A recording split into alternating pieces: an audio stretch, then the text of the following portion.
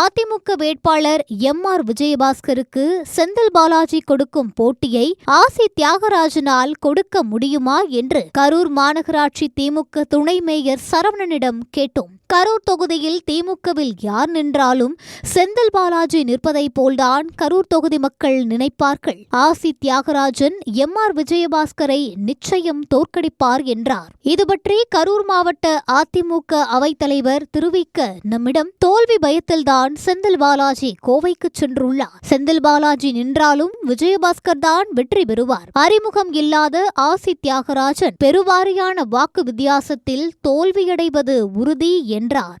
இன்னும் சிலரோ செந்தில் பாலாஜி கோவைக்கு மாறியது ஒன்றும் திடீர் பிளான் இல்லை, 3 மாதங்களாகவே இந்த தகவல் ஒரு ஸ்கூப்பாக கிசுகிசுவாக வதந்தியாக ஓடிக்கொண்டிருந்தது. ஆக மிக தெளிவாக திட்டமிட்டு கோவைக்கு மாறியுள்ளார். அப்படியொரு தகவலை லீக் பண்ணிவிட்டதும் பாலாஜிக்கான டீம் தான். தலைமை பிரஷர் கொடுத்ததால் மட்டுமே பாலாஜி கோவைக்கு மாறவில்லை. திமுகவில் 2ஆம் கட்ட நிர்வாகிகளில் மிக மிக முக்கியமானவராகிவிட்ட தனக்கு சென்னைக்கு நிகரான சர்வதேச அந்தஸ்துடைய கோவையில் செட்டிலாகி கொங்கு திமுகவை கட்டுப்படுத்த லீட் பண்ண நினைக்கிறார் செந்தில் பாலாஜி. இம்மண்டலத்தில் கட்சியை வலுப்படுத்த நினைக்கும் ஸ்டாலின், சபரீசன், உதயநிதி மூவரும் இதையே விரும்புகின்றனர். இதுவே தனது எதிர்கால அரசியலுக்கு சரியாக இருக்கும் என்பது பாலாஜியின் ஸ்கெட்ச் என்கிறார்கள்.